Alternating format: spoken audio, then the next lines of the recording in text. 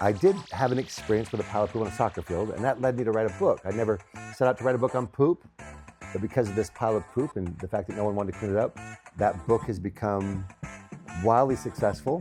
I think no one's more surprised than me. Like Right. you might not choose the poop may choose you, whether you Some want people it step or in not. shit, but this one stepped on me. Let's talk a little bit about like Chief Morale Officer. The idea was to focus on culture, but creating awareness and helping people understand that the culture we have here is the result of all of us. We want to blame Brenda, we want to blame Right. David, but it's really how we all interact, what we tolerate is the culture. And if we own that, then we can say we can change that. But the way our industry grows, the way it continues to be what it is when we all do it together.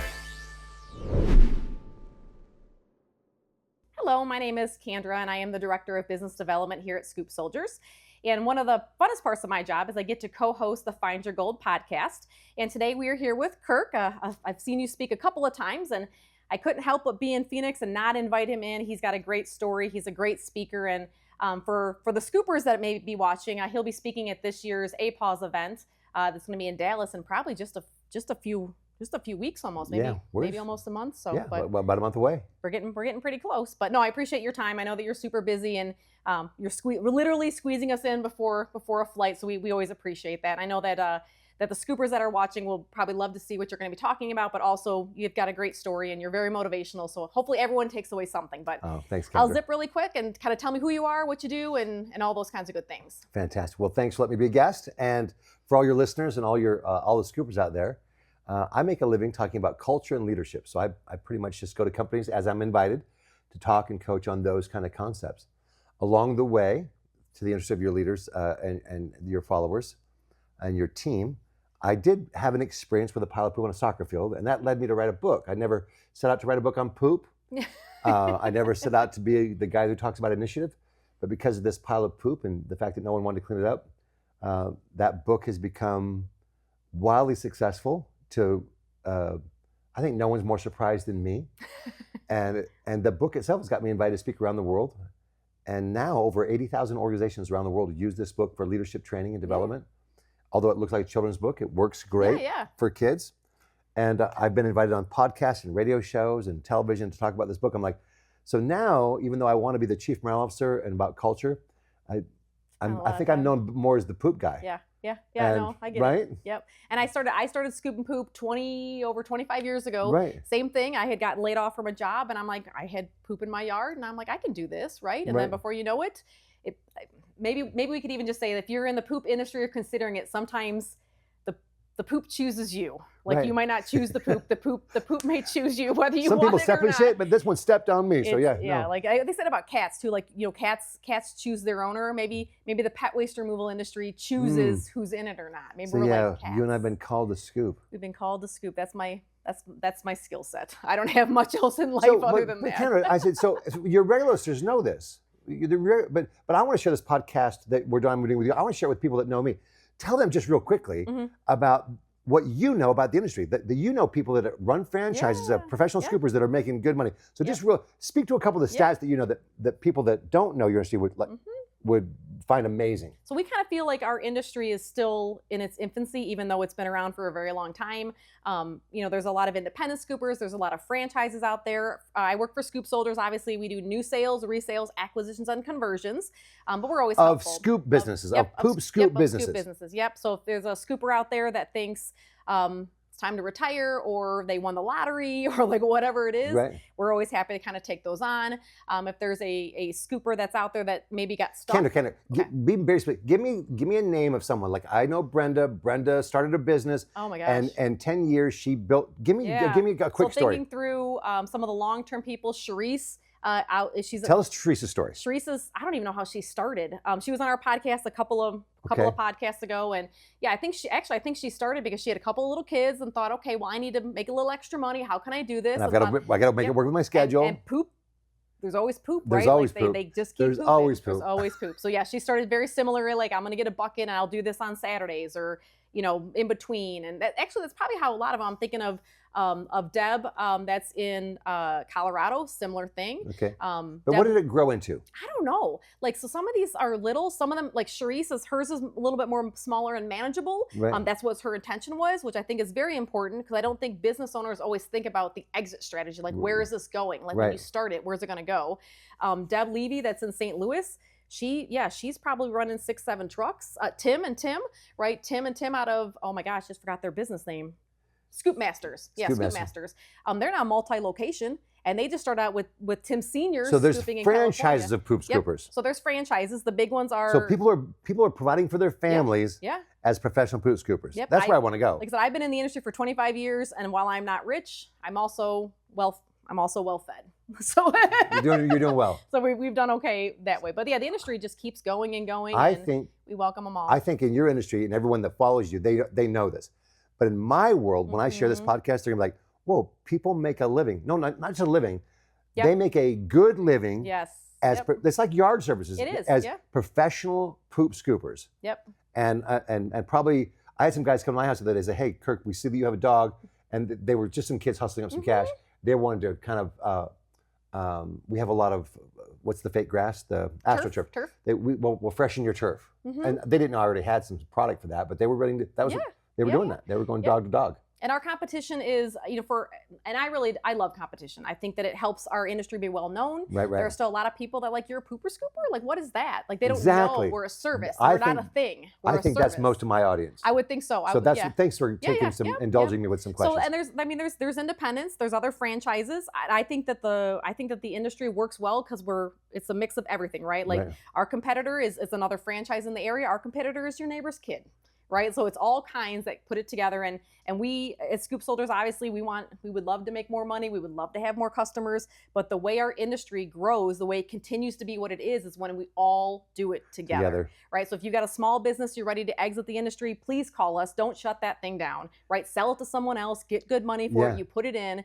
So as we continue to grow, these 16-year-old or teenagers that are looking to scoop in your yard, hopefully they grow up and they own independent scooping or buy a franchise or whatever it is. Yeah, but I've got a revenue stream right over here. Well, I love it. Yeah. Well, thanks for indulging me. No, that's I didn't mean to lead your podcast, but I wanted to know because I definitely intend to share this interview with my network, and I want them to know who you are. Yeah, I guess we do this probably the same thing too. Like we do the same thing all the time. So in my brain, like when I think of the Scoop Soldiers Command Center, I can picture Heather.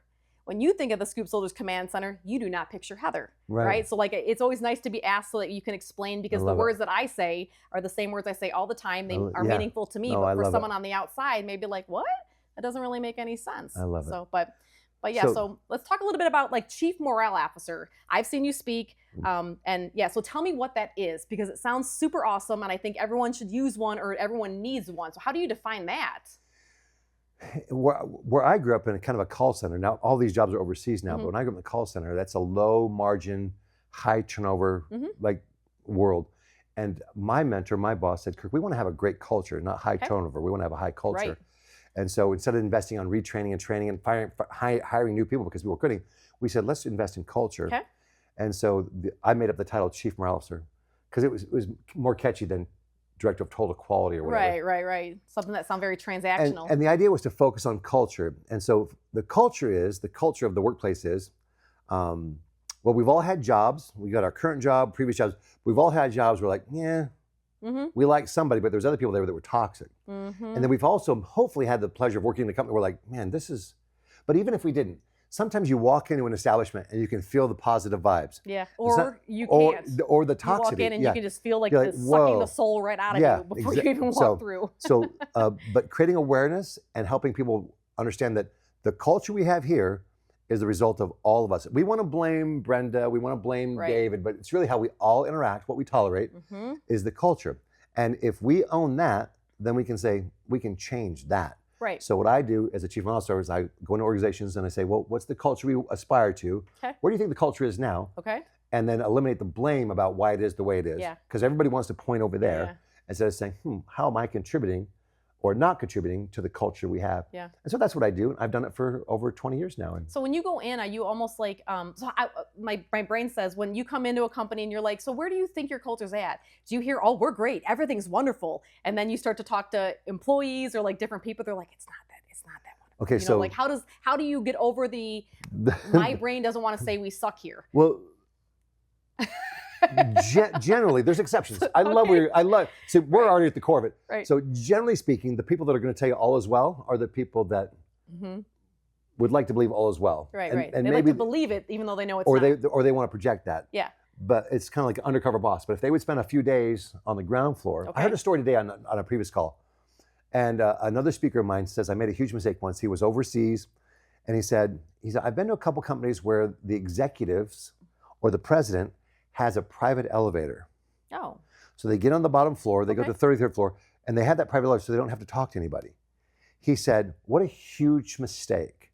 He said, what I didn't know was the CEO of the president of the group I was talking to in that room at that moment, I said that, had a private elevator. He said, they didn't invite me back to speak again. Oh. Right? In other words, but the candid truth is, there is largely, the research tells us, there's generally a disconnect between these two elements. And so that's why shows like Undercover Boss, as reality as they might or might not be, still give us an indication of a true story. Like I had no idea people treated my customers this way. And so there has to be a change. So somewhere in there, we gracefully try to find the truth. And then without shaming the person who says all is well, just show them, because all progress begins by telling the truth. Right. So let's establish the benchmark. And we'll figure out what that is and then say, where do we want it to be? And what does that look like? What does it feel like? And what will that require of us? Because if wanting it's not enough. So we got what we got because of the way we behave, the way we speak, the tone of our speech, how we show up for each other and don't. That's how we got here. So if we're going to change this, what does that look like for us every day? Right, right. And how do you roll that back? And are you willing to own that? And giving them some tools and some systems and processes to kind of, but it has to start with some awareness. We have to own these are our numbers. Do you feel like when you meet with like those larger corporations, like the guy with the private elevator, do you think he just doesn't realize like it's an unconscious thought that the private elevator may make him unreachable to his, like they don't mean for it to be that way, but it ended up that way? I think for the most part, no one has a sinister intent. Right. I think they get busy and I can't spend time talking. I want to get right to this. I can see the reson why I need it, but I don't think anyone's like, I think I want to intentionally remove myself from the culture. I don't think that's the intent. But at the same time, you have to take a closer look. What I'm doing is having an impact. And the way I'm showing up or not showing up, there's this unconscious communication. One of my mentors taught me this. He said, Kirk, always remember this. It was one of the first pieces of advice he gave me. He said, you cannot not communicate. And I'm like, double negative. Yeah, I'm like, I had to think about that. You cannot not communicate. And that's why he said that way, because he said, I want you to think about it. So everything you and I do communicates a message to the world around us about who we are and about how we are. So if I get out of my truck and some trash falls out of the door, and you see me shuffling it back in, I can't ask you not to judge me by that. All you have is how I show up. If I show up and I'm 5 minutes late, I'm sharing a message about how my relationship with time and my respect for time. And maybe I don't want you to judge me, but you know what? That's all you have. Yeah. If I show up 10 minutes early, I communicate. If I show up professionally dressed, if I show up and I've got a lot of things, right? So people say, don't judge me by, that's all I've got. Yeah, like how do you not? Yeah. Like I get that we shouldn't judge people, but also. You're applying, my mentor said, you're applying for your next job today. Okay. How you show up today is your resume for tomorrow. Okay. And so don't say, and my next job. No, you're applying for your next job. Not only that, you're applying for your next opportunity, your next raise, your next promotion by how you're showing up today. It's never like one thing. It's all the things. It's all the things. Similar but not similar. I get questions quite a bit from other scoopers like, how do you get customers? I'm like, it's not one thing. No. And that kind of reminds me of the same thing as you're talking about. It's all of the things. There may be one big thing, but there's a ton of little things that go all the way around. I'll bet you if we looked into Scoop Soldiers and we looked into many of these businesses and we said, hey, where did most of your customers come from? And they say, well, we did all these little fancy ad campaigns, but it was really someone that we delighted who said, oh, you should use my people.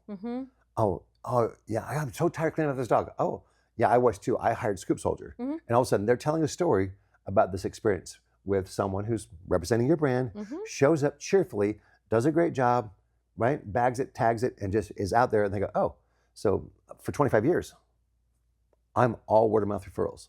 Yeah, that's amazing. And it's amazing, but I've seen you speak, so I know it's not as amazing. But yeah, like the people can think and refer you out. Like it just.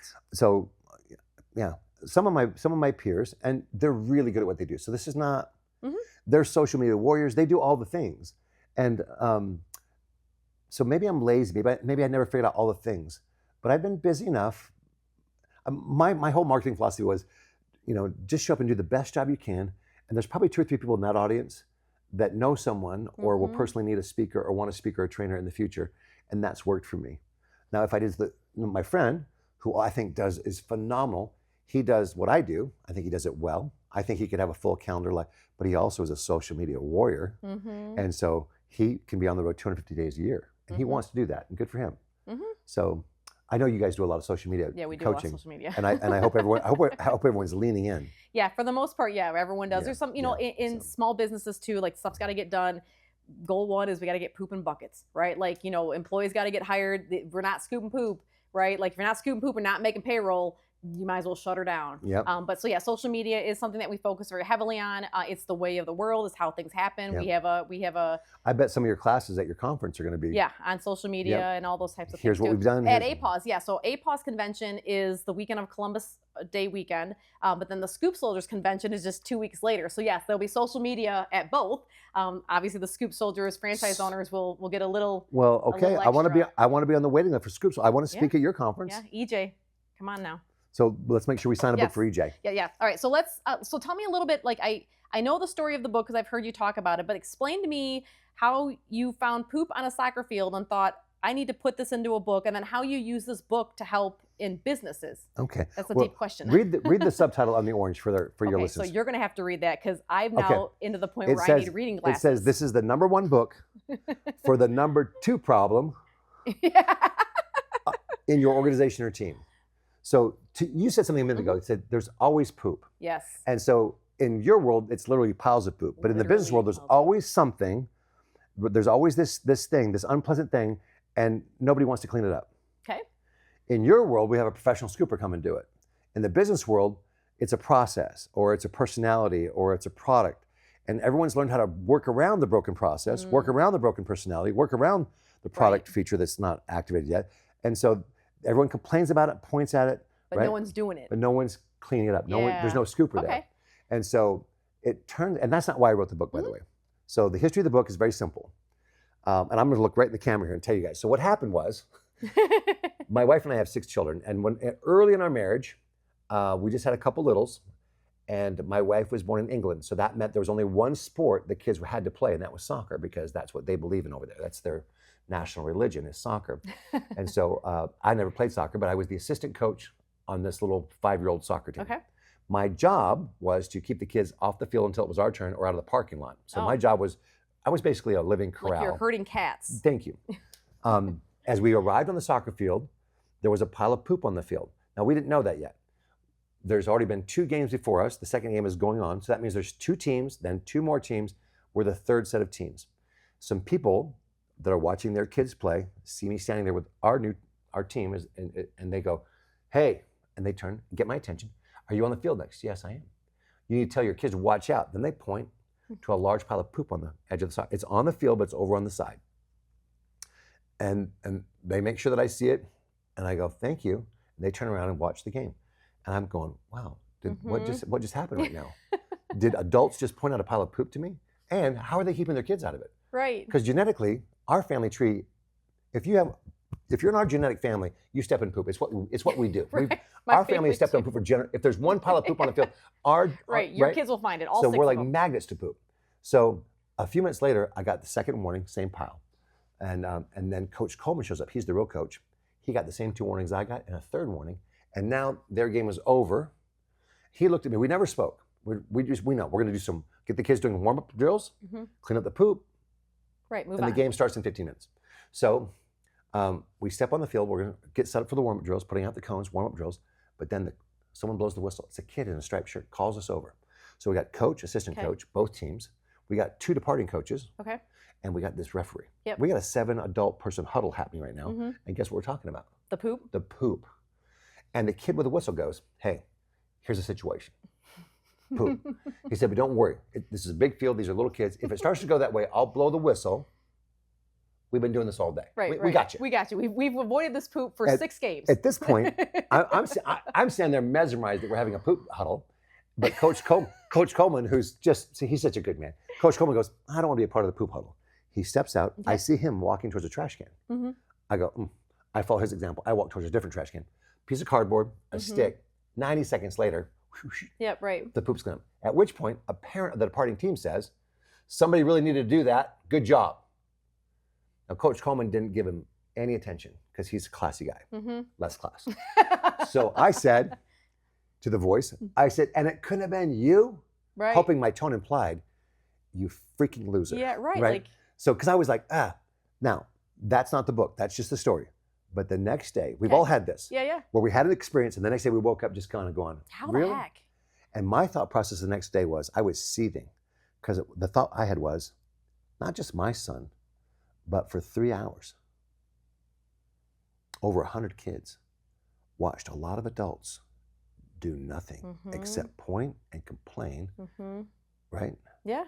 And I thought, man, that's not leadership. That's not a good example. There's nothing about that. So I described that in an email, and that original email is in the back of this book. So this is it really? This is. I still have that book from the first time you spoke. It's next to my desk. This is the original email, but it's been spell checked now. Yeah. So the email went out to, I don't know, 1,500 people or something on my little email list back in the day, and I thought, I'm cleansed. Yeah, right. The poop is gone. I did something. Okay, now we're the next we're 2 here. weeks. After about 2 weeks, I started getting emails back. Hey, Kirk, we read your poop story at our staff meeting, and talked about this issue. We read your poop story and talked about our poop. And what they weren't talking about poop, they were talking about the thing that everyone complained about. And we decided, God, we've been complaining about this for 7 years. Why don't we just fix it? And they said, Kirk, we fixed it in 7 hours. We fixed it in 2 days. We fixed it but we've been complaining about it for years. Yeah. And I can give you specific. So I was like, what? And then finally, my brother said, at the time, he's a military intelligence officer. He was working in the Pentagon. He said, Kirk, we read your poop story at the Pentagon today. What? No, not and the you're entire. Like, this is just like. Yeah, not the entire Pentagon. Yeah, but just but some, you're some like, this is like an email I meant for like a 5-year-old soccer game that's now been in the Pentagon. So he convinced me to do a book about it. Okay. And so that's where the book came from. Okay. And now we're 20 years later. Yeah. And this book is in 6 or 7 languages.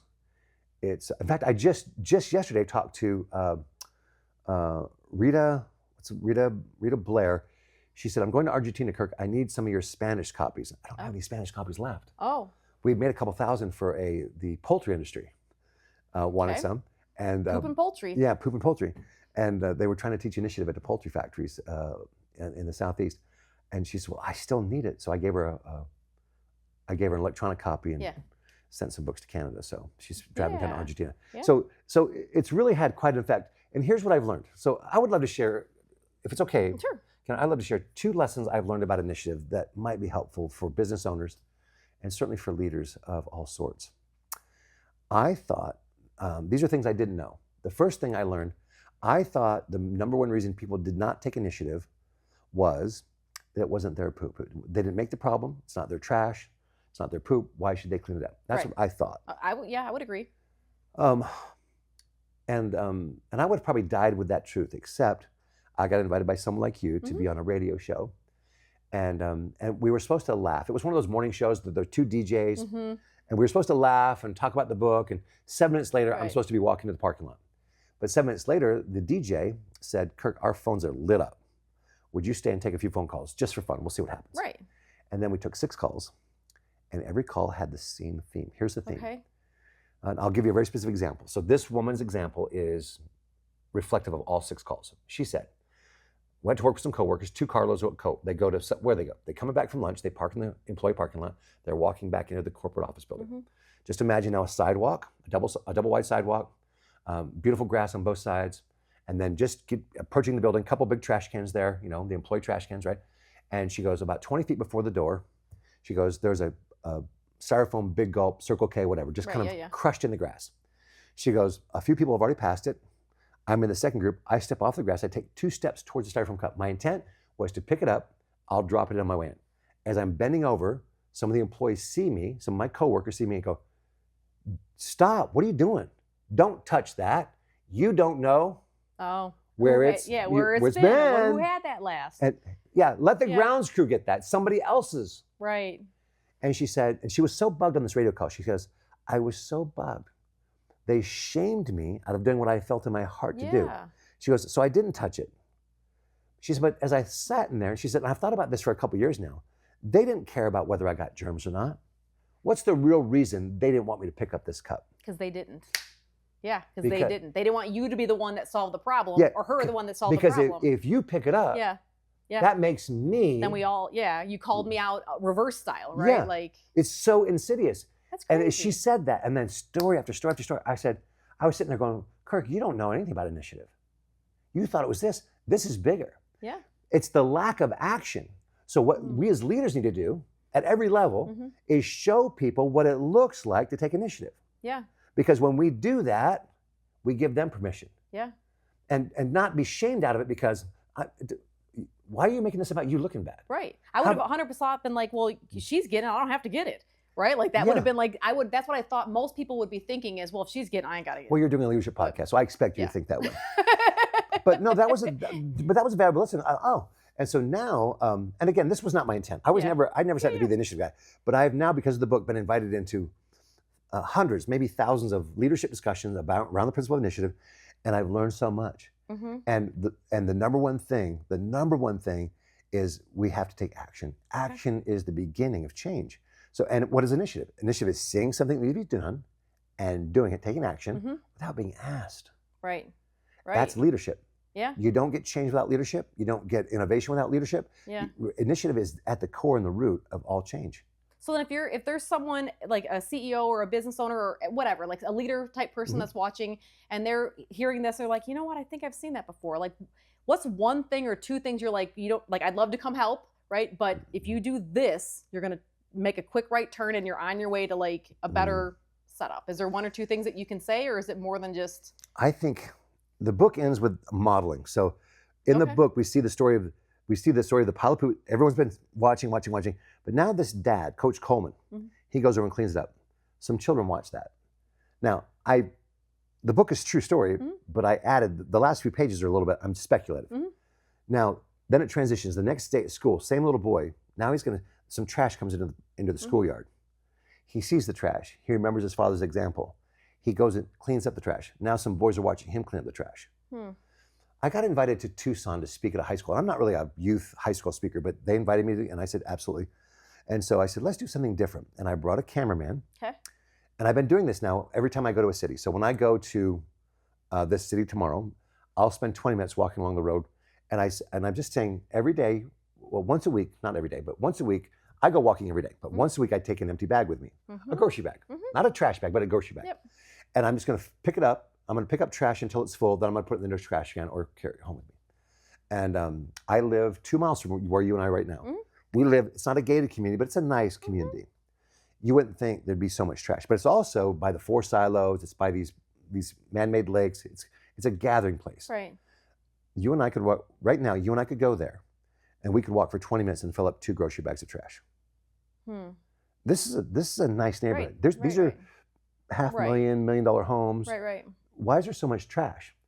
We can complain about all the pigs that leave the trash there, or we can once a week. Well, we don't have to do it every day. Just something, a little something. My family stopped. They said, we don't like walking with you, Dad, because you're always picking up trash. So I said, okay, once a week. But here's what's happening now. Now, 6 months later, and please understand, I'm not saying look at me. I'm not. Don't go there. What I'm saying is people are already watching the world around them. Yeah.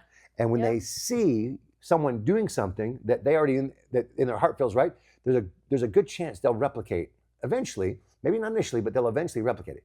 Now, there's other people that are walking around our neighborhood with a bag that they pick up trash while they walk. Not because I said anything, but because they saw something. Yeah, you planted the idea. Like they've seen the trash. It's a possibility. As dumb as it sounds, sometimes there's something very simple that can be done, but my brain didn't see it, right? And your brain saw it, and I saw your brain see it, and so yeah, I can carry a trash bag. So we can be contagious in a very positive way. Okay. Like we've caught people's negative attitudes before. We've caught people's. We can catch people's positive attitudes and actions. Yeah. And we see something, go, that feels right. That feels better than that feels better. Walking around the lake being angry about everyone's trash is different than walking around the lake going, I can. Yeah, so my family, I come from like a very wholesome, almost Right. believer type family. Okay. But like my dad there's 4 boys. And so we were raised that like, if you see my mom or like one of my aunts carrying something, you better believe that there's a bunch of teenage boys running out there without being asked. We have cameras at my parents' house, and my nephew Lyndon was there. My parents, we help them with lots of stuff. And Lyndon goes on Tuesdays, and we have a lady that comes and cuts hair and toenails because my parents don't get out. And I had the camera on, and I just was checking in, and Lyndon, the lady was there to take the stuff out when she was done. And Lyndon says, I can take that out for you. And she's like, no, I got it. He's like, no, I got it for you. And I watched him carry that stuff out. And I was like, as like an aunt, I was like, he's 16 years old, and he knew that he should just That's help. just what we do. That's just what we do. You're nothing if you're not helpful. That's part of your family culture. Yeah. But it's part of your family culture because you guys got intentional about it. You modeled it. Yeah. So maybe earlier on there was a couple of like, get up and go help your grandma. Like we use this phrase when we talk about leadership in the groups that I'm in. We say know them, show them, grow them. Okay. So say it again. So know them, show them, grow them. Okay. So in other words, know the people you're working with. People need to be known before they're really going to care what you say. Okay. So they need to feel like you care enough to know them. Now that you know them, show them. What does it look like? Right. Don't say, let me show you. You don't say, here's what you should do. You say, no, show them. Okay. Show them what it looks like. Show them what leadership, initiative, and culture looks like. Use words if you have to. Right. Because what we do, right, 1,000 times louder than what we say. Yeah, right. And then grow them. Once they do it, now feed it, fuel it. Yeah, you can help a lot of people without having to spend a lot of money or a lot of time. So a good example is we have, since we do acquisitions, we often get people that will email in or call in, and our CEO, EJ, got an email from a lady that looking to sell our pet sitting business. We don't do that, right? So first thing I do is I call, my friends. I'm like, who does blah, blah, blah. No one was able to help this So you lady try to out. find an answer for it, even though that's not your job. That's not even what I do. You could have said, we don't do that. Well, and Sorry. I'll even roll it back. EJ, our CEO, got the email, and he forwarded it to me and said, I can't remember her name. Oh, Jennifer. He's like, I want to get you connected with Kander. She can probably help you. I did what I could. I said, just book 30 minutes on my calendar. Let me, I've done this before. Let me just give you some pointers. Just Monday she emailed me. She's like, I have an offer. I'm like, yay. I'm like, okay. She's like, what else? I'm like, book 30 more minutes. Let's talk through transition. Let's talk through all these things, just because I want to be helpful. You didn't have to do any of those things. You could have hid behind policy. That's not what we do. We don't do that. Thanks for calling. So I mean, that's there's people, like, when you know something, and I'm not saying that I know not the end all be all to all things, but if there's someone, even if I only know part of the things, if you can point someone in the right direction, like, why would you not? Exactly. Like, I don't know. I don't always understand. And I pick up trash. If I'm taking my Dunkin' Donuts cup, I find take it in. Let's invite everyone who listens to this podcast. Listen, you're probably walking every day, and you probably, because you pick up poop all day, think I've picked up enough. But we're not talking about your professional. We're talking about your life. And so now, when you walk in your community, do your children and those people, do they still see you as a scooper? So they know what you do professionally. But I'm not saying every day, because your family might revolt like mine did. Like, walking with dad's no fun. He's always picking up stuff. But so I had to reel it in. I said, once a week, I'll walk with my bag. Yeah. Here's the thing. What if we could get 20 million people once a week to start their walk with an empty bag and just fill it up? And we're not going to clean up the world, but it's going to be cleaner. Even if we had 20 million people pick up one thing, not even a bag, one thing. And I talk about with my franchise owners, talk about process and procedure. And I'm always like, if we can set something up, if we can save 1 minute per stop, per truck, and that kind of translate, if everyone just picks up one thing or holds one door, like those little things, it spreads just as fast as the negativity, but in a much more pleasant way. We can all be positively contagious. I agree. So how do you, so this is probably a dumb question, but no, it's not. How are you always positive and contagious? Because that's got to be exhausting. I try to be, but sometimes I'm just tired and cranky. I heard someone say this. I'm still processing it. I'm still unpacking it, but I think there's a lot of wisdom here. See if I can repeat it. Can we all relate to this? Sometimes we wake up and there's some negative thing that happened or some shocking, and we're like, oh, and it's like we have a reason to be in a bad mood. So we have this bad moment and we carry it with us and have a bad day. Yeah. But it was really, if we're honest, it was really just a moment or two. Right. But we carried it all day and fed it all day. And, fermented on it. Okay, so we've also had another moment where we just, for whatever reason, we just woke up. We can't point to anything, but we just feel grumpy. Yeah. Like we're grumpy for no good reason. Right. And what this person said was, if we can be grumpy for no good reason, can we be ungrumpy? Yeah, or even happy for no good reason. Huh. Do we have to have a reason to be happy, or can we choose it? And so I teach my audiences and my people that I work with, that one of our superpowers is choice. And Viktor Frankl, in his book, Man's Search for Meaning, nobody can take that away. He said, we're not a victim to our circumstances. This guy was an Auschwitz prisoner, yet he still chose how he reacted every day. That's got to be hard. So he chose kindness, and he chose generosity. He chose forgiveness, not because it was easy, but because he felt better when he did. He said, they can't take that. They can take my clothes. They can take my food. Right. They can take my dignity, but they can't take my response to it. Right. And so he lived off that power of, I get to choose my response. And so we got 1,000 books inspired by that principle. So superpower number 1, choice. Superpower number 2, repetition is the mother of learning and skill. So consistency. And so now we practice. And the first time we practice, we might find I'm grumpy still. Oh, okay, well, I was good for a couple hours, but then I fell off the wagon. And so, well, then we get back on the wagon. And what we persist in doing becomes easier over time. Not that the nature of the task is easier, but our propensity and ability to do it has become greater because we're growing in our skills, we're growing in our muscle memory, we're growing in our muscles. Like going to work, I can work out in the gym once a year and really crush for 18 hours and go again next year, or I can go 20 minutes every day. Which one's more powerful? 20 minutes every day. And it's not even close. Yeah. It's not even close. So Don't consistency. even hesitate. So choice. Superpower number 1, choice. That's your superpower. Don't let anyone take your superpower. You and I get to choose how we respond to things. Superpower number 2, consistency. And if we choose wisely and then we're consistent, not perfect, but consistent, putting in the reps, everything is a skill, and repetition is the mother of learning a skill. Now we've learned how to choose. So now what we're doing is creating awareness around our attitude. Man, I'm kind of grumpy again. Now it's, you know what? Take a breath, be ungrumpy. Yeah. We do our little thing. We bring ourselves back to where we choose. I'm choosing to be different than my circumstance. I'm choosing to be right for no good reason or for lots of good reasons. Or for a good reason, yeah. Right? And I'm choosing that. I'm consistently practicing. I'm going to get better at it. And I'm not there. By no means, you're looking at the guy who's arrived, but you're looking at the guy who is more aware and more consistent than ever before. Right? We don't have to be sick to get better. We don't have to be sick to get better. But a lot of people wait until they are before they do. And I used to be that guy. I'd be like, oh no, I'll eat what I want. Oh no, but then I got the flu, I got a cold. Bring me some vitamin C, honey. Yeah, right. All of a sudden now I'm cleaning up my diet. Right. Yeah. What is that? Yeah. I'm waiting until I'm sick to get, no. And the same thing is true in relationships. I'm going to wait for my husband and I to have this big disconnect before we go to have a therapeutic intervention. No, I love this person and our relationship so much. Let's invest in some therapy and some coaching right now. Let's protect what we've got and strengthen where we go. And there's probably even things that you don't even, like in a marriage or even yourself, you don't even realize how. Blind spot city. Right. Yeah, that's a blind spots for sure. Blind spot city. Yeah. And I feel like I'm a fairly positive person. I get the vibe. I get the vibe. Sometimes people are like, "You're like this all day." I'm like, "Yeah, kind of." Yeah. But yeah, there are definitely times. But they tell you that they tell you that almost kind of like you're supposed to apologize for it. Yeah. I'm like, you're right. Actually, you know what? That's 100% right. Because sometimes I get she's like this all the time, and I'm like, I kind of am. Yeah. But I don't. And if they don't get it, I'm too much for a lot of people, which is completely cool. I'm cool with it, right? No, they go, no, that can't be real because they can't relate. Now you're a phony. No. I don't have to apologize for how I choose to show up. Yeah. Ben, you've known me for 6 months. Am I choosing like this or just this? It just oozes out of me, right?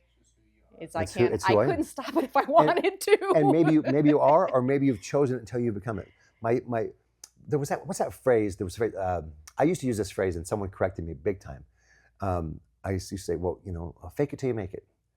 And they go, well, then you're just a phony. And I go, well, that's not the point of the principle. I told my wife, here's what my wife said. My wife said, don't say that anymore, Kirk. Instead say, choose it until you become it. Oh, that's much better. So right? Choose it because we were in a meeting I was in a meeting a little while ago, and we're gonna fake it till we make it, and that's the exact. And everyone knew. I was like, you're right. We're just gonna progress over perfection. We're just gonna go. But say it again. It was choose it until you become it. Choose it till you. Here's another version. Act the way you want to be, and soon you'll become the way you act. Yeah. We can't think our way out of bad behaviors. We got to behave our way. So we think about it, but then we've got to do something. So act the way you want to be. I want to act nice. I want to act positive. Right. I want to act. I want to choose it until I become it, until it becomes a part of who I am. Okay. So for people that have, because I have no kids, you have 6. So I appreciate you taking on my share of not having them. But do you have any tips for people that have children? Like how do you, other than just be the good role model, how do you instill that in them even when you're doing it? Like how do you be like, hey buddy, let's pick up this trash? Okay. So when the kids were little, And your youngest now is how old? Youngest is 11. 11. Oldest Okay. is 30. Okay. So it says here in the back of the book, this is an example, and this example is 20 years old. So before we had 6, we had 4, and that's about the time the book came out. Okay. And so we had, at the time, we're a striving to be Christian family. We used to have a family prayer at night, and so our family prayer, we would have my brother, they had a family motto. Oh, okay. And they had a family cheer. Oh. And so that seems all very. So I know. So I was like, So then the kids they came over, so we joined their family, and we want a family cheer. So I'm like, okay. So we had a family cheer. So we would say, choose the right, and then we'd throw our hands up. And family motto. We took our last name, turned it into an acronym. So Weisler, Weisler. We enjoy inviting the Spirit by living each day righteously. That was our little family motto. Then we incorporated initiative. Okay. So we're the Weislers. The Weislers take initiative, which is, and the family would say, and it's right from the book, seeing something that needs to be done and doing it without being asked. Okay. So we would say that. Right. So you start, it's repetition. Right. So what does it look like? What does it look like? So now to this day, the 2 kids that have kids, the oldest daughter, she's got 2 kids, they're old enough, they read the book, they do the family motto like they did. Okay. Next generation. So that's kind of cool. So you make it. James Clear in his book Atomic Habits. You make it fun. You make it doable. You make it easy to find. Right. No, so don't wake up in the morning and go, "Where's my shoes? I'm going to go running." The night before, lay out your shoes. Remove the barriers that you know are going to be there as quickly as possible. Same thing with raising children. What do I want? I want to have rich relationships with my kids. Is that going to happen if we don't have rules around social media? Is that going to happen if we say, when we all come home, we all go to our rooms and watch our own thing? Or is it going to happen because we have structured mealtime without phones? Is it going to happen because we have 2 nights a week where we just sit and play games without social media being present? So we're making, what is it we want? Okay. What does that look like for us? And what are we willing to do to make that happen? Yeah, and then we do those things. Yeah, and that's kind of the same thing like with business owners too. Like I talk to our franchise owners and other business owners about exit strategies. Like, how does this end? Do you think about how this is going to end? But a lot of times they don't. Almost always they don't. But I always kind of think about 2026. We're getting into business planning season. Like, what do you want for your business? And I think just by asking somebody, they may not know, because you get into the grind of, I'm sure with parenting, like get them up, get them dressed, get them to school, get them fed, homework. Like you get into that thing. So if you stop for just a split second. Here's the thing. No one ended up on top of Mount Everest by accident. Yeah. I go, how did I get up here? Right? Excellence is the same way. You don't get excellence by accident. You get it because you get intentional. And what does that mean? To be intentional means I need to be intentional about what I want and then what I need to do to achieve what I want. So I need some clarity around that. So this is not going to happen by accident. So if you want to do a web search, there's a website called, and this sounds really, I don't know how it sounds, but it's, the website is called The Art of Manliness. Okay. And it is the most wonderful website on how to be a warm and genuine human being and man. And on this website, just search for an article called Fathering, we could say parenting, with intentionality. Okay. And I use it all the time in my work with corporations because all the principles for shaping culture are there. Everything we're talking about is there. And so again, theartofmanliness.com, and then Fathering with Intentionality. And this article is a 7-page read that I think is foundational for anyone who wants to establish a more intentional culture. But it basically says what I just said. It says, you don't end up with a great family culture by accident. You end up with it because you're like, what do we want? What are we willing to do to get what we want? And are we all willing to participate? That is like fabulous. Scoop Soldiers franchise owners coming to business planning. That's what we're looking for, right? Like, what do we want? What are we willing to do to get there? Because you'll ask, and it's probably the same thing with parenting. You ask like, well, how many, like, what do you want your revenue to be next year? Or how many customers? I want it to be a lot. I want to retire and I want to have lots of money. Well, those are wiggle words. I need you to like put this into something like I'm actionable steps. My job at Scoop Soldiers, besides franchise development and helping franchisees get started, is to help our current franchise owners. And I find it valuable for me when I ask questions that make them think and make them verbalize, because I can't help them unless I know what their goal is. And some people build a business, like my brother's lawn care business, or Sharice, the scooper in Florida, she She wanted it to stay small and manageable, and she did. For 22 years, she's been like, she knew what she wanted. And I don't know if she verbalized it to somebody else, but she knew what she wanted. Right. So when you're working with somebody, parent or not, what do you want? And then very much like, what are you going to do to get there? Because I can say I want 100 new clients next month. Well, how you can let's think of that. Let's give a third superpower. Okay. So our first superpower was choice. Yep. Our second was consistency. Yep. Our third superpower, clarity. Clarity. Okay. Clarity. Because in the fog of this world and the distractions in the busyness of this world, people aren't clear. They're not clear about what they want. And if we're not clear about what we want, then we're just like, well, if I work harder and I'm busier. Just turning and burning. Right, yeah. Instead of, let me get really clear. So you're asking questions to get clear. Yeah. Oh, you want that to be you want to have that amount of revenue? Okay, well, how much revenue do you have now? Half of that? Okay, so would it be fair to say that we're going to need to at least double our client base to have double our revenue? Probably more than that because dogs are going to die. Right, dogs are going to die. So we're going to, okay, so Right. at least that. Yeah. Oh, okay, so what would it look like to go from 100 people on your route to 150, to 250 people on your route? Yeah. What would that look like for you? Yeah. Could you manage that? What would that? And then all of a sudden, that's a lot. Yeah, you're going to need another truck. If you're gonna need, if like that's all what you those want, things. Right. Then we know for that outcome, we just now work backwards. Yeah, right. I'm big about what's your 10-year, 5-year, and 3-year goals? Perfect. Yes. Then we have to do this next year to get to those. So let's kind of segue over to APAWS. This is probably I'm not a fabulous podcast host, but I get so intrigued in the stories that I just, I have questions. I barely ever look at them because I get so engrossed in what's happening. I'm like, tell me more. That's probably okay. But APAWS, the Association of Professional Animal Waste Specialists, I always say removal specialists, animal waste specialists. Yeah. You're going to be speaking at our conference to speakers, and I don't want you to give away like all the top secret information, but what topics are you, or what kind of insight can people look forward to hearing you speak on when you're in town? I've had a chance, and these are all entrepreneurs, right? So I've had a chance this last 5 or 6 years to be in lots of entrepreneurial circles. Okay. And that's been really a blessing for me. And I'm an entrepreneur. You know, if you're an independent speaker, and I've had a couple of really small businesses, and I'm launching a new business that called Walkie Talkie Socks. So these are all things. So I'll talk about some entrepreneurial stuff that's important, and then also just that ownership stuff, how we as owners set the tone. Yeah. And we, whether we want to or not, we're setting the tone.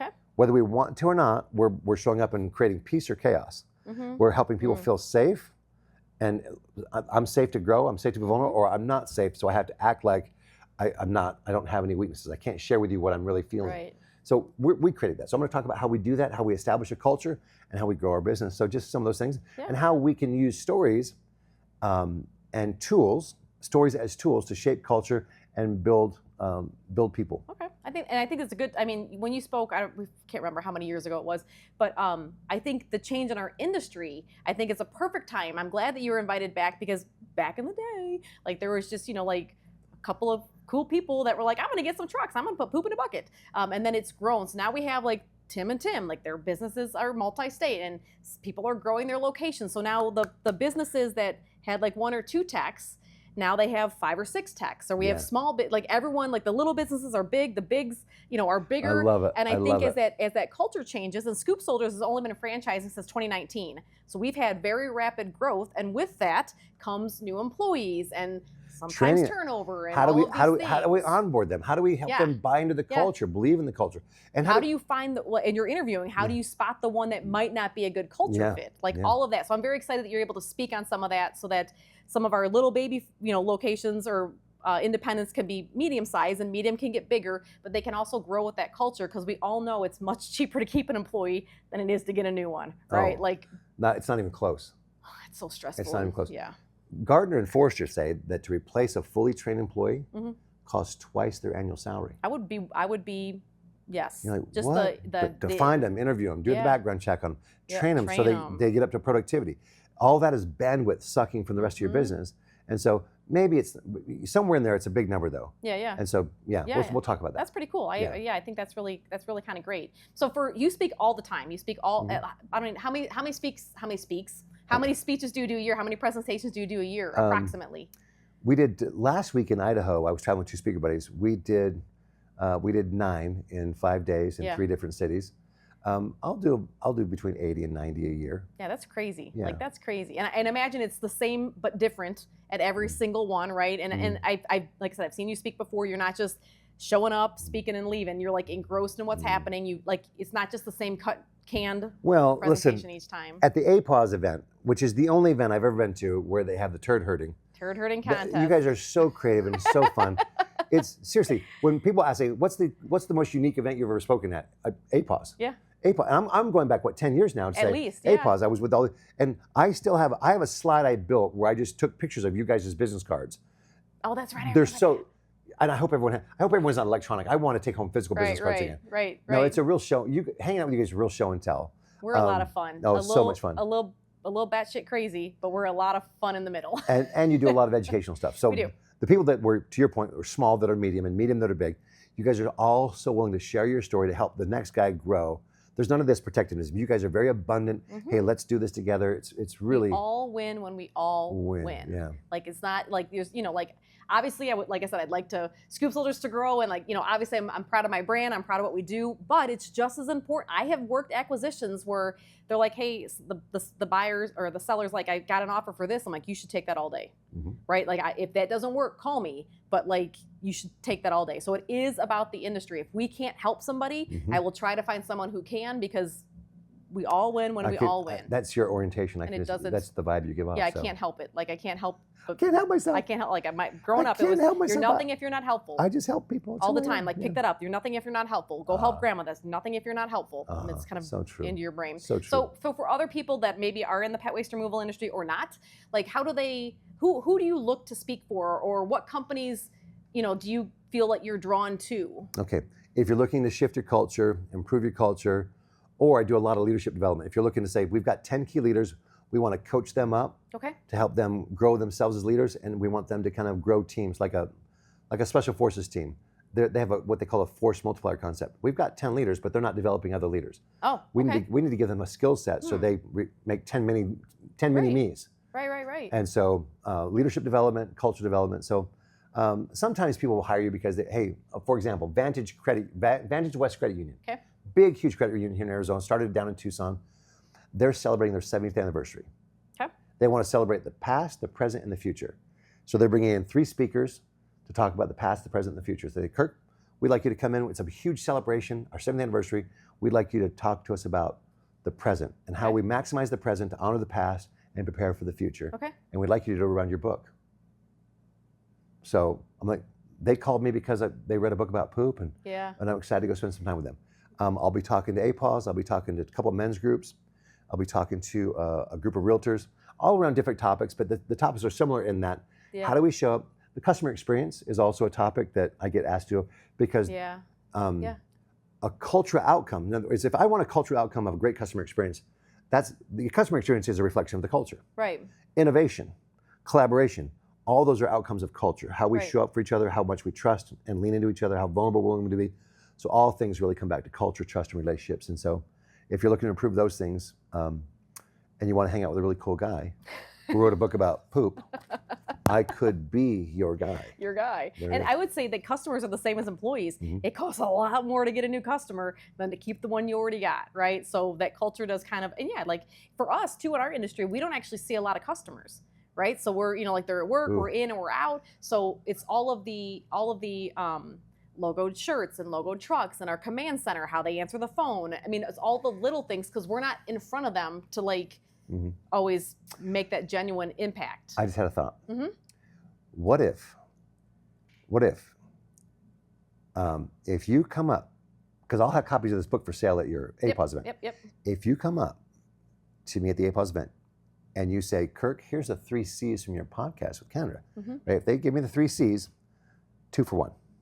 Okay. You buy 1 book, I'll give you 2. Just say you just have, and the 3 C's for review are choice, consistency, and clarity. You drop those 3 C's, you got 2 for 1 on the books at APAWS. I hope to see people there that have watched your podcast. Yeah, this has been a wonderful experience to be with you. Yeah, it's a lot of. I love your energy. Thank you. It's a lot. I don't sleep. This is me. I'm always the Energizer bunny. My batteries are always full. Now so. I'm a little bit older now, so now it takes like 1 cup of coffee to get like the full craziness going. Like in my younger days, I'd pop out of bed at 4 in the morning, like let's go. And now I'm like, like 5:30. I need to warm it up a little bit. You've really leaned. I've really like toned it down. Yeah, quite a bit. Yeah, so you are so fun. Yeah. So before we wrap, I totally forgot dog. Tell me about your puppies. Okay. Because I love you, but I love puppies. Okay. Maybe I'll bring Yoshi with me. So our youngest boy, there's a huge age gap between him and the others. Okay. So we had a dog, and then that dog cost us thousands of dollars. Mm-hmm. So we said, we're no dog people. Right. And no matter how much the kids begged and pleaded, we were like, no, no, no. Yeah. And we were really good at being no dog people. And then a couple years ago, my wife said, I really feel like our Joseph, the youngest, big age gap, he needs a dog. I'm like, we're not dog people. But we said no. We said no. So we ended up getting a golden doodle, and those are thousands of dollars. Mm-hmm. I grew up with a pound dog. My dog came with a pound. Mm-hmm. My dog Candy, my paper out dog, cost zero. Mm-hmm. Lived for 18 years. Eating like crap food, right? Like I'm now driving from a program at a university in northern Utah. I'm driving to the Idaho border in December, meeting a woman in a van in a parking lot, giving her an envelope of cash. It's like a drug deal. She gives me this little bundle of fur. I put a mat down in my rental car that says no pets. No pets. It manages to poop off the mat. I get to the airport with my little fuzzy thing. I've got a pedigree with this dog, right? Because $3,000, you get a thing. It says it's 8 weeks. Delta says you can't fly with a puppy unless it's 10 weeks. That's our policy. Yeah. I'm like, so I'm driving this thing home to Arizona, but I don't fight at all. I just go, oh, and I quickly call the lady. I said, doctor my papers, 2 weeks. Doctor my papers. I go to another check-in downstairs, checking the dog. I'm now going through security with this little puppy, a woman next to me. Mm-hmm. She's got a carrier. She's professional puppy transport. Yes, they have. She makes a living hauling dogs. Right, they move dogs all over. I bring the puppy home. It's supposed to bond with this 11-year-old. It does not. Who does it bond with? It totally tolerates the 11-year-old. It is attached to my wife. Ah. And my wife didn't know what to think about it until about, I don't know, 3 or 4 months into it. And then she said, Kirk, she said, I didn't know how much I needed this companion. Oh. And they are this inseparable thing. And every night, you know, when it's just the thing. Mm-hmm. It's like a movie. It's like Pets, like the movie Pets. It doesn't matter if she's gone 5 minutes or 5 days. The dog acts like you've been gone my whole life. Why did you leave me? Yeah, and it's brought so much energy and joy into our little family. And when she's gone, it's my dog. And when I'm gone, the 11-year-old gets a dog. So when does the 11-year-old get his own dog? Now that your wife somehow swindled his dogs away. There has been this lady from church who came over with her golden doodle. She goes, I think my golden doodle's in heat. Would Yoshi like to lose his virginity? And there was a whole thing, like it was your teenager about to have. I was like, what is happening right now? There's just, there's dog talk. Yeah. And it all happened. So that little coupling did not take, but there are puppies in the future. Okay. And Joseph will be the recipient of a puppy. And so how many dogs does Joseph get before one bonds to him and your wife? I'm just picturing like in a nice way, like Cruella de Vil. These are dangerous questions. Yeah, like, these are dangerous questions you're asking. You want us to cut these from the podcast. These are dangerous. I don't know if I want the public to know. I love this dog because it's become part of our treasured family. Right. And all that. And I have my little moments with the dog, we have our talks and stuff. I just don't know. I'm still trying to imagine 2 dogs. Mm-hmm. And then 3. No, it has to be that we got 1 shot. Yeah, like. Or we get rid of the 11-year-old. I think, so. 11 I don't have kids, but I hear they're expensive. Oh, they're so right. Yeah. I mean, what's more expensive, a kid or a dog? Well, let's just say, you used to say easily the kid, but dogs these days. Right, daycare and pet waste removal and sweaters. I'm traveling with $3,000 in cash to a parking lot. I'm like, what is happening right now? I don't even know what's happening right now. So is your wife like, hey, you're leaving tomorrow, take this envelope, you're going to go to this parking lot, bring me back this dog. And you're like, what? I love that you think my wife gave me that envelope. Oh, she didn't? No. No. She just told me what to put in it. Oh, yeah. I love that you thought that I love that you thought she gave me that. I would have been like, that's how I would have done it. I would have been like, hey, while you're out. No, her budget is different than my budget. Oh, no, I would have just been like, on your way, here, can you, picking up milk, can you pick up this dog and bring it back for me? And Randy would have probably been halfway down the driveway before he was like, what just happened? This is should have said our son. This is for your son. Yeah. So that means your budget. Yeah. Huh. See, my house, it's all one budget and it's all I mine. love your house. Yeah.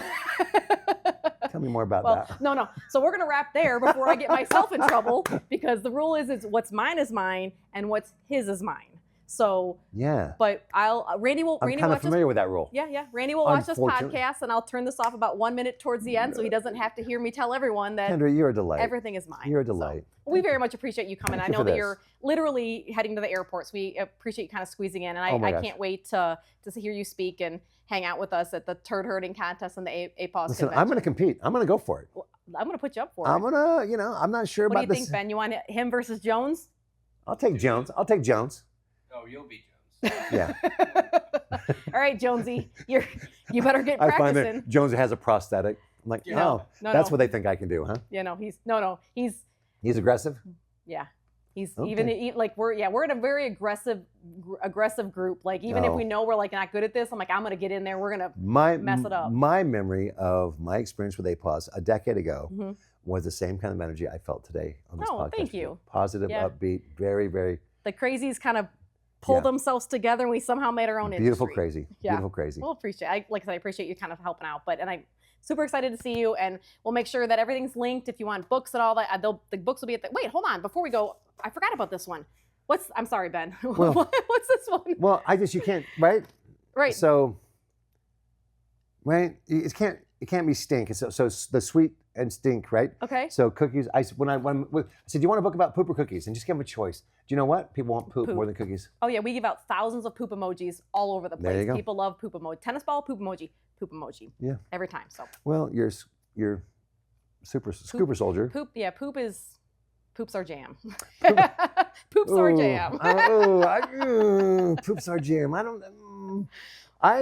Strawberry's my jam, but you do you. We'll do us. So, but like I said, we appreciate you stopping out. Again, my name is Kander, and I am the Director of Business Development here at Scoop Soldiers. Obviously, like we talked about, I focus on new sales, resales, acquisitions, and conversions, but also always willing to help if people have questions, even not in our industry. We're always looking to help. We'll link all of Kirk's stuff down below, and hopefully you find this useful. You find some kind of inspiration in it, some kind of little takeaway, and hopefully everyone's at APAWS. If they order this book off my website and they put in those 3 words, I'll do the same thing. Whatever they order, I'll double it. There you go. So we'll put all that at the bottom. Yeah, But if they we won't drop- give them the answers, but we'll give them the. If they give those 3 words Yep. from the podcast, we'll double their order. If it's 100 books, we'll send them 200. We'll double the order. We'd love to. Okay. Love to have more poop We'll out do there, it. So. All right, we'll link everything down below, and if there's questions, you can always reach out to Kirk, and then my information will be below too, and we hope we can help out and maybe catch us on the next podcast.